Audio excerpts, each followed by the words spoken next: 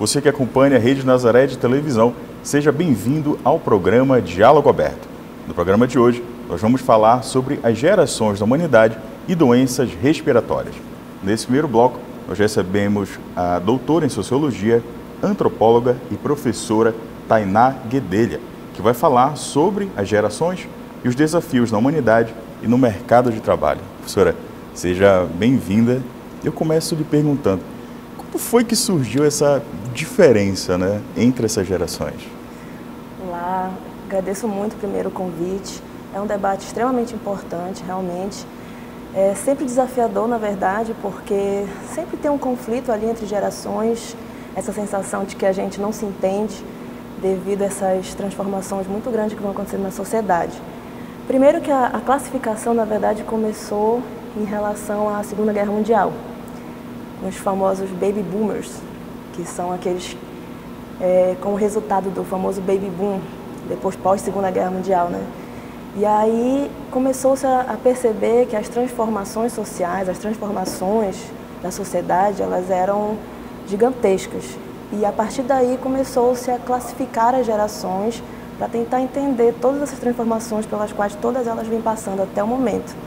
E desse momento pós-Segunda Guerra Mundial, industrialização, né? A tecnologia, quando começou a surgir, a internet trouxe tantas mudanças que começou-se a se discutir a necessidade de entender esses perfis tão diferentes de uma geração para outra. A gente pode estabelecer assim, um limite, uma data, vamos dizer, tal geração dura tanto tempo? Pois na verdade não existe um consenso, né? Existe um período que é consensual, mas o início e o final não existe uma determinação de uma data exata. Por exemplo, existem ainda os que não são muito falados, que são chamados de veteranos, que são aqueles que têm entre 80 e 100 anos, já que hoje em dia a expectativa de vida aumentou muito, então ainda estão entre nós, né? Existem muitas pessoas hoje até com mais de 100 anos de idade, inclusive. Depois, os baby boomers, eles são considerados ali entre os 60 e 80 anos. Depois vem a geração X, que é considerada aqueles que têm entre 45 para 60 anos. Depois vem a geração Y, que é mais conhecida como Millennials, que é a que eu faço parte, inclusive, né? Que estão ali chegando nos 30 até uns 44, 45 anos. E aí depois vem a geração Z, que são aqueles que estão saindo ali da adolescência para a maioridade até seus 28 anos, mais ou menos.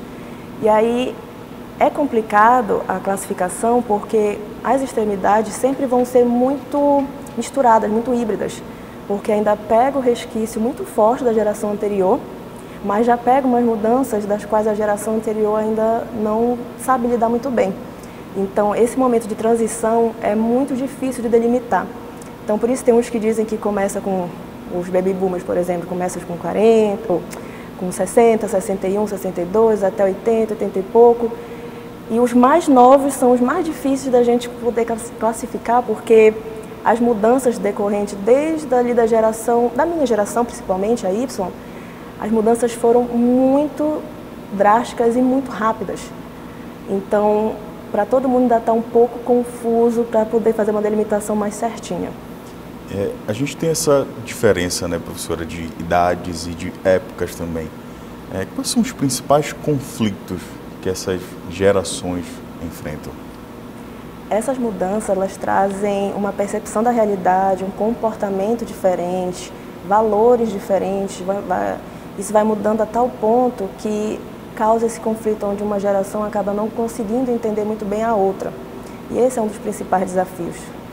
Porque, por exemplo, quando a gente fala da geração X, não vou nem dizer dos baby boomers, mas do X até a geração alfa, não vou nem falar por enquanto da beta, que é a mais recente, né?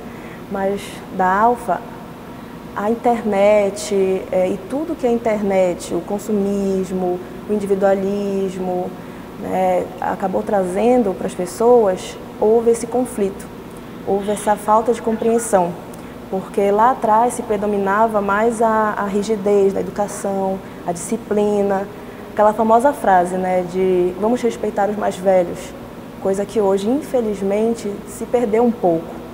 Hoje em dia, a geração Z e Alfa, eles têm uma dificuldade muito grande de se conectar com essa geração mais antiga, pelo excesso de informações constantes que eles têm disponíveis o tempo todo, informação e desinformação também. Então, hoje, a sociologia ela fala muito sobre a sociedade, a modernidade líquida, que vivemos numa sociedade líquida, onde os laços familiares, as relações sociais como um todo estão muito fragilizadas. Então, essa fragilidade nos laços sociais acabou distanciando cada vez mais uma geração para a outra. Então, eu acredito que o advento e a consolidação desse mundo capitalista, materialista e a internet, que trouxe muito benefícios, isso é importante dizer também, né? A educação avançou muito em relação às tecnologias, com o auxílio das tecnologias, mas infelizmente a gente não estava tão preparado assim para essas mudanças e acabou que a gente ocasionou esse distanciamento das gerações mais novas. Senhora, você tocou um ponto importante, inclusive quem nos acompanha também deve ter esse questionamento, é sobre essa noção, né, de hierarquia, mas não aquela hierarquia punitiva, mas aquela questão do respeito mesmo. Essa perca, ela trouxe algum malefício, digamos assim, para essas gerações atuais? Muitos malefícios, porque a base da sociedade, ela é a socialização. A socialização é quando a gente aprende a ser um indivíduo de uma sociedade, aquela que a gente está inserido. E para isso, é dever das gerações passadas, das instituições sociais, passar todo esse conhecimento, cultura, valores para a próxima geração. Então, quando tem não vou dizer um rompimento, porque também acho que seria exagero, mas essa fragilidade desse elo, acaba que a geração mais jovem acha que não tem o que aprender com a gente. Acha que se a internet tem tudo, não preciso perguntar para os mais velhos. Eu vou na internet, eu sei o que eu vou fazer, já sei o que eu quero para a vida. Então, houve essa perca na escuta, né?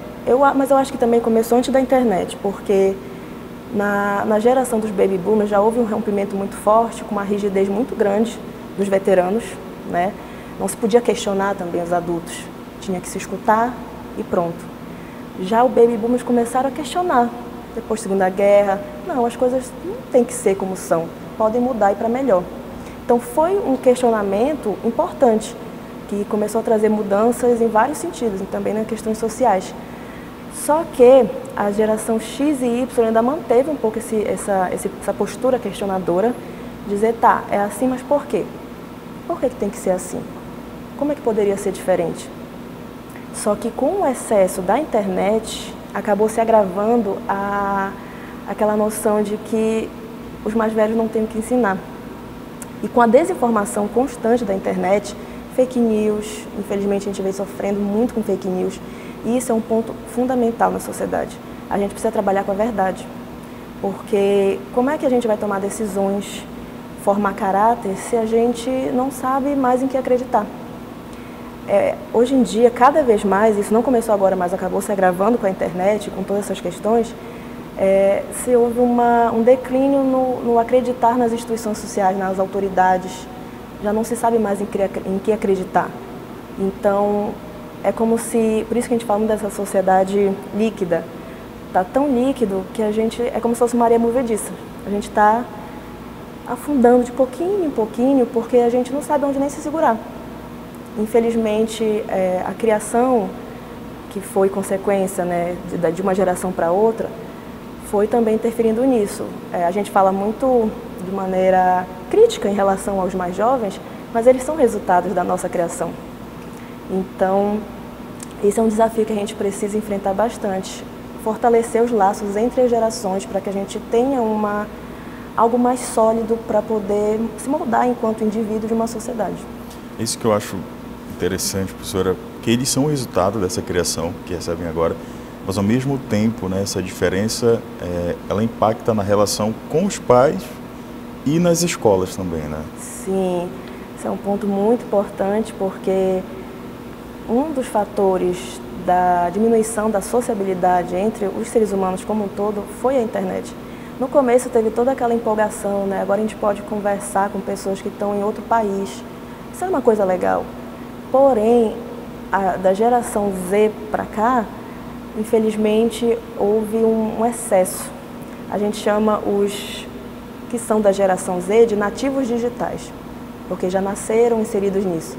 Mas os da geração alfa, e inclusive até os beta, se a gente não tomar cuidado, são aqueles que não são só nativos digitais, como viciados no cyberespaço. Então, no mundo virtual, as coisas são diferentes. A gente muitas vezes não se sente tolhido de tomar certas atitudes, a gente acha que pode falar o que quiser, fazer o que quiser. Então, por mais que a gente esteja mais conectado, as relações sociais foram se enfraquecendo, ficou cada vez mais difícil saber lidar com o outro. Porque na internet, eu falo o que eu quero, bloqueio, pronto, sigo a vida. Então você não aprende, você acaba perdendo essa habilidade social de lidar com os outros, lidar com o não, lidar com as frustrações. Hoje em dia os jovens são muito imediatistas, perderam muita capacidade de foco, de concentração, de interpretação. Tanto é que agora, essa semana, saiu essa decisão federal de proibir os celulares nas escolas. Eu até estava comentando com meus alunos o quanto isso é triste por ser necessário. Eles estão bastante revoltados, um pouco com essa decisão, porque eles são muito apegados. Hoje em dia, eles têm uma dependência emocional muito grande. Não sei se vocês já sabem, mas existe até clínica de reabilitação para viciados em tecnologia. E isso está piorando cada vez mais, porque quando a tecnologia chegou, o celular, a internet, a gente ficou empolgado. Olha o mundo de possibilidades. E a minha geração, a geração X, era muito curiosa, o que é bom. Só que no meio do caminho acabou se perdendo nesse mundaréu. É muita coisa e superficial. A gente perdeu essa capacidade de aprofundar conversas, aprofundar estudo. Muitas vezes hoje a gente lê um título de uma matéria, já acha que entendeu tudo e passa direto. Né? E já compartilha sem nem saber se é verdade. Muitas vezes as fake news são propagadas por não saber, não ir atrás. Tem as informações ali, mas a gente perdeu um pouco essa habilidade de buscar mais a fundo as coisas. E isso vem enfraquecendo muito a sociedade como um todo, na verdade. Acho que até uma habilidade para leitura também tem se perdida, né, professora? Porque desde a minha geração, quando começou ali a internet, o celular, quer dizer, o celular primeiro, que nem tinha acesso à internet, E a gente já foi começando a perder, a gente ficou tão empolgado com as tecnologias que distraíam a gente, os videogames, que também tem o seu lado positivo. Hoje em dia é usado o videogame para aumentar habilidades, porém o excesso e a falta de compreensão daquilo fez com que a gente se empolgasse demais. E aí a gente foi perdendo essa vontade de leitura. E os jovens atuais, para eles é chato. Letras. Eu posso ver vídeo na internet, para que eu vou ler letras? E isso afeta o desempenho também educacional, porque existe hoje uma dificuldade muito grande dos jovens, principalmente, não só eles, mas principalmente, de interpretar. Interpretar uma frase, interpretar um texto. No Enem exige-se muita interpretação e muitos têm dificuldade porque leem as palavras, decodificam esses códigos, mas não compreendem. E aí, se você não compreende o que está sendo falado, gera esse ruído e vai afetar, consequentemente, as relações com as outras pessoas. As pessoas não estão mais se entendendo. Isso pode afetar também, professora, de repente, um conflito entre essas gerações mais atuais no mercado de trabalho? Por exemplo, essa turma que está chegando agora. Muita gente não sabe mexer numa CPU normal, de computador, o Word e tudo mais. Isso pode criar um conflito no mercado também? Com certeza. Ano passado, se eu não me engano, eu tive essa percepção um pouco maior, porque nos colégios que eu trabalho tem computador e às vezes os próprios alunos se prontificam a ajudar, Aí fica lá no computador e aí deu algum problema lá no slide, eu falei, só sair, aperta o ESC. Eu não sabia onde era o ESC. Então, eles são muito avançados em tecnologias, mas tem certas questões da própria tecnologia que eles já não sabem tanto quanto a gente, por exemplo. E aí, quanto ao mercado de trabalho, eles estão muito focados em preciso passar no Enem, preciso fazer uma faculdade, e aí vou atrás de um trabalho. Só que para isso, precisa-se de várias habilidades, inclusive as sociais. Por exemplo, a dificuldade de trabalhar em equipe, eu tenho discutido muito isso com os meus alunos também, porque o que eu tenho percebido é que eles estão cada vez menos independentes, mais ainda dependentes dos pais. Eu fiquei sabendo, eu tenho amigos que são professores de universidades e eles falaram que muitas vezes os pais os filhos são adultos já, mas eles vão lá resolver os problemas do filho com a faculdade. Tem vários jovens que não aguentam uma semana de estágio. Então, isso está afetando a entrada deles no mercado de trabalho. Eles estão um pouco perdidos em saber o que querem fazer. A maioria deles vão para o que vai dar mais dinheiro, não necessariamente o que gostam. Então, quando você faz algo que você não gosta, vai afetar o seu profissionalismo, infelizmente. A gente vê por aí muitos médicos, por exemplo, que é uma profissão tão importante, mas que às vezes estão lá só pelo status, pelo dinheiro e acabam não atendendo muito bem seus clientes, seus pacientes, na verdade. E sem falar que como eles não têm uma decisão muito consolidada sobre quem são, inclusive, eles têm dificuldade de se estabelecer, ficam pulando de um emprego para o outro. Qualquer tipo de dificuldade no emprego que todos vão ter, você pode amar o que você faz, mas todos vão ter muitas dificuldades, faz parte da vida. E eles têm essa dificuldade de lidar com as dificuldades, com as frustrações. Então, o chefe não é muito legal, vou sair, vou procurar outro trabalho. Então, eles não passam muito tempo em alguns lugares, desiste de um curso, vai para outro, desiste, vai para outro. Sem falar que agora a maior ambição é ser famoso. Uma preocupação muito grande que eu estou observando, que eu estou tendo pelo que eu observo, são os novos mini-coaches. São aqueles que estão desvalorizando totalmente a educação. Para que eu vou estudar? Para que eu vou saber Bhaskara? Eu vou vender curso na internet, ficar rico com 16 anos. Tem alguns que já estão abandonando a escola para ser famoso na internet e ganhar dinheiro, que é o que importa para muitos. Não todos, felizmente, mas infelizmente para muitos. Tem essa, que alguns sociólogos chamam de sociedade do espetáculo, que tem que aparecer. É um desejo muito grande de ter dinheiro, de estar na mídia, mesmo que seja de maneira negativa, mesmo que seja com polêmicas, mesmo que seja fazendo coisas ruins, ainda assim o que importa é aparecer e ter dinheiro. As famílias têm um papel importante nisso, professora, tanto para permitir quanto para dar um limite, digamos assim, nessa, posso dizer, glamorização, digamos assim. Na verdade, em parte, também é culpa dos pais, alguns, claro, porque, como eu te falei, a gente ficou tão empolgado com a internet que muitos pais acabam expondo demais a vida dos filhos desde pequeno. Nasceu, já cria um Instagram. E aí também almejam que o filho seja rico para poder ter uma condição de vida melhor. E aí transforma aquela criança em um mini influencer. E aí os próprios pais acabaram inserindo as novas gerações nesse tipo de âmbito. E agora que a gente já começou a sofrer as consequências, principalmente eles, que está se redebatendo isso, sobre limites. Limites são importantes.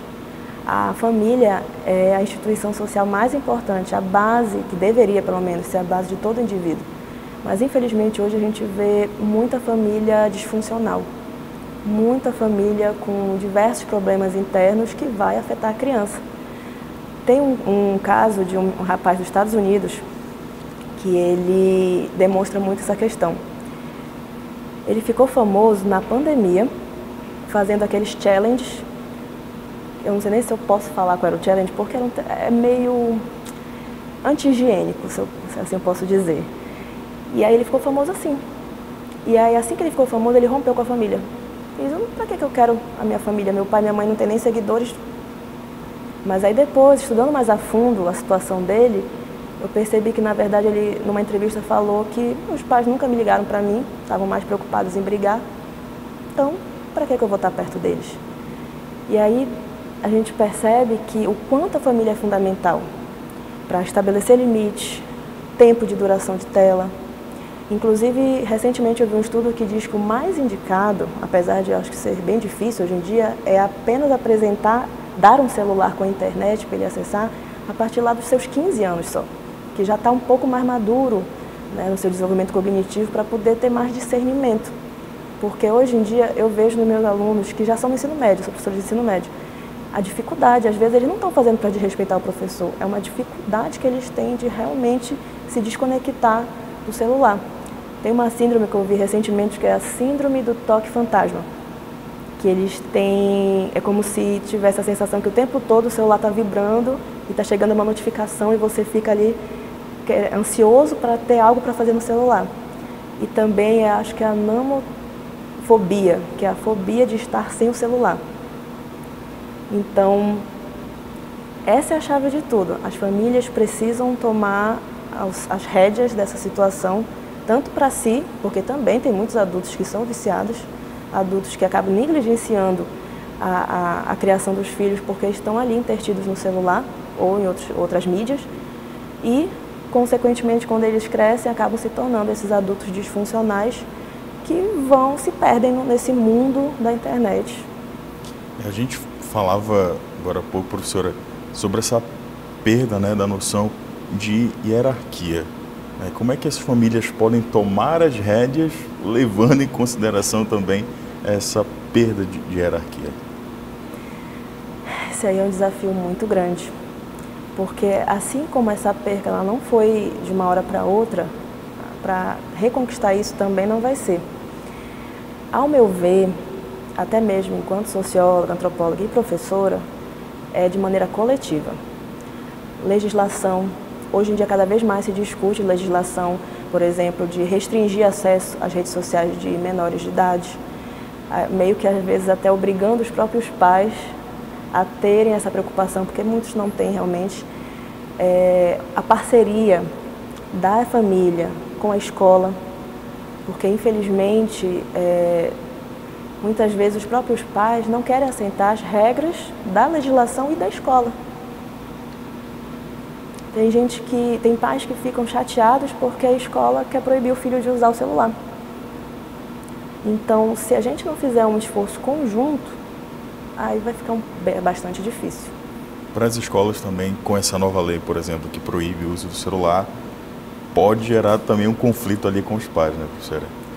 Sim, já está gerando, na verdade. Apesar de ser recente, já se havia um movimento de tentar, né, dentro do possível. Agora, com essa lei, que ainda os detalhes ainda estão sendo debatidos, mas agora a gente tem um respaldo muito maior. Porque a ideia dos pais é uma propriedade dele, você não pode tomar. E a gente não quer tomar. A gente só quer que ele tenha um bom desempenho, tanto acadêmico quanto um desenvolvimento enquanto um indivíduo que vai ser inserido no mundo do mercado de trabalho, no mundo adulto e precisa se preparar para chegar lá. Então, é por isso que eu digo que essa parceria é muito importante, do Estado, da família, da escola, da universidade também e do próprio mercado de trabalho, porque, para você ter uma noção, uma vez eu fui numa padaria e tinha uma placa lá, funcionários, proibido celular. Eu fiquei, precisa ter uma placa para isso? Infelizmente, hoje, aparentemente, precisa. Eu já fiquei sabendo algumas notícias na internet de que pessoas, jovens principalmente, ali seus 20 anos ou menos, que perderam o emprego porque, em vez de trabalhar, tomam o celular. Então, é um processo constante. Acho que o Estado também poderia, a partir dessa lei agora, né, investir bastante em conscientização, principalmente dos pais. Porque a gente não pode também esperar que os adolescentes tenham consciência. A gente vem tentando, na escola, por exemplo, a gente vem tentando conscientizar, mas os pais são fundamentais nisso, então também precisa conscientizar os próprios pais para que eles consigam ajudar a gente a conscientizar as novas gerações. Professora, no meio desse turbilhão de gerações, a gente falava, essas características, os idosos, o Brasil está envelhecendo, né? Como é que os idosos, eles podem se adequar, digamos assim, né, frente a essa diversidade de gerações, né? Porque quando a gente pensa numa pessoa idosa, tem dificuldade de mexer no celular, né, pede ajuda para o neto para mexer no WhatsApp, às vezes não recebe essa ajuda. Como é que os idosos podem sobreviver, digamos assim, em tantas mudanças, né, que a gente está observando hoje em dia? Hoje em dia, eu venho observando uma mudança até mais positiva em relação a essa questão dos idosos. Realmente, não tem como negar, às vezes eu até pergunto aos meus alunos, é fácil ensinar algo da tecnologia, não digo nem tecnologia, mas das redes, né, para os mais velhos, eles falam não.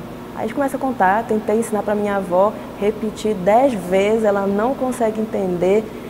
A minha mãe, por exemplo, só usa o celular porque precisa, não gosta. O máximo que ela gosta é de ver os vídeos de artesanato dela, mas ela não tem nem um pouco de apego. Também já tentei ensinar um pouco mais no computador, notebook, ela desistiu de aprender. É mais fácil no tablet, que é bem mais fácil de aprender, né? Eu lembro de uma situação quando a minha sobrinha, que agora tem 13 anos, mas ela era bem pequenininha, acho que ela não tinha nem 1 ano. E ela estava ensinando a avó a mexer no tablet. Ela nem sabia falar direito, mas ela já sabia mexer em alguma. Não mexer tanto assim, mas ela já sabia o principal, o princípio básico de mexer num tablet, estava ensinando para os avós. Então eu acho que os mais velhos, na verdade, as duas pontas, precisa ter paciência. Paciência é fundamental. Paciência para ensinar, paciência para aprender. Mas eu tenho visto muitos idosos que estão cada vez mais antenados. Eu acho que é uma casa de repouso dos Estados Unidos, que eles são conhecidos lá, são famosos, são influencers famosos, porque eles vivem constantemente fazendo vídeo para a internet. Aqui no Brasil também já tem vários idosos, o Ari Fontoura, se eu não me engano, né, um ator está muito famoso na internet, então já está tendo todo esse movimento. A questão é ter essa paciência de ambas as gerações para conseguir achar ali um meio termo que consiga avançar, né, em se adaptar. Porque os mais velhos, os veteranos mais ainda, mas os boomers também, eles têm um pouco mais resistência à mudança do que os mais novos. Então, acho que os mais novos têm muito a ensinar sobre isso. Isso é uma coisa bacana das gerações, para não ficar falando também só coisa ruim, né? As coisas bacanas das gerações é que as gerações cada vez mais estão abertas à mudança, a novidades. Então, eu vejo os mais velhos sendo influenciados positivamente em relação a isso. Então, também precisa que a geração mais nova esteja aberta a escutar a mais velha, mas a mais velha também precisa estar aberta a escutar a mais nova. E às vezes a gente fica, não, eles são novos, o que eles vão ensinar pra gente? Eles têm muito a ensinar pra gente. E só precisa estar aberto para aprender também. Entre esses pontos positivos, professora, a gente pode ter uma geração mais preocupada também com o meio ambiente, por exemplo, né? E essas questões também étnico-raciais. Isso pode ser um ponto positivo no futuro, né? Já está sendo, na verdade. Os baby boomers foram aqueles que trouxeram os direitos que a gente usufrui hoje, né? Eu lembro da minha mãe comentando que pulava a catraca para garantir a meia passagem estudantil, que eu usufrui durante muitos anos. Então, eles têm esse legado que a gente vem trazendo, né? A internet, ela também é uma ótima ferramenta de mobilização. Se eu não me engano, é da geração, a Greta, acho que ela é da geração Y. Isso. Não, da Z, desculpa, ela é da geração Z. Então, ela é um exemplo do quanto a gente pode se mobilizar e lutar por questões, hoje em dia, cada vez mais latentes, que são as questões ambientais. E como os jovens eles são muito questionadores, isso também pode ser um ponto positivo. Eles se indignam e querem entender por quê, o que pode mudar. Então, isso é um ponto positivo. Agora, a questão é justamente que eles se apropriem desse debate. Então, espaços como esse, por exemplo, né, na internet, inclusive, é ótimo para que eles entendam a necessidade desse debate. A gente vai ter a COP30 aqui em Belém, né? Então, os jovens estão debatendo sobre isso. E isso é muito importante. Hoje em dia, por exemplo, dependendo da criação, obviamente, mas os jovens estão ajudando os mais velhos a ter essa conscientização. Vou dar outro exemplo da minha família, que a minha sobrinha, ela ainda é muito nova, mas a gente teve essa preocupação de ensinar para ela, não pode jogar lixo na rua, lixo tem que ser no lixo. Então, se ela vê alguém, quando ela era pequena, ela fazia muito isso. Se ela vê alguém, ela dizia, não pode, jogue no lixo. Então, a juventude, ela tem essa energia. Ela só precisa ser um pouco mais bem direcionada para isso. Mas, felizmente, a gente tem muitas referências hoje em dia de jovens que estão aí lutando por essas questões ambientais, de direitos de igualdade, de inclusão social, né? Essas pessoas que têm deficiências ou algo do tipo. Então, isso está cada vez mais sendo inserido no dia a dia dos jovens. Professora, para a gente encerrar, queria que você falasse para quem nos acompanha Como é que essas gerações podem conviver harmoniosamente nos próximos anos? Eu acho que o nome do programa já diz muito: diálogo. Diálogo e, novamente, paciência. A gente precisa reaprender a conversar, a dialogar. Uma coisa que os jovens têm enfrentado bastante, que já vinha de antes, é essa polarização, essa dificuldade de lidar com algo tão diferente. Eles têm essa abertura, mas ao mesmo tempo ainda tem uma certa incompreensão. Então a gente precisa aprender a dialogar mais com opiniões diferentes, dialogar mais com pessoas diferentes, pessoas opostas, opiniões diferentes, não só diferentes, mas opostas, para que a gente, aumentando esse diálogo, a gente vai construir um futuro bem melhor, com certeza. Perfeito. Professora, muito obrigado pela sua participação. Eu que agradeço.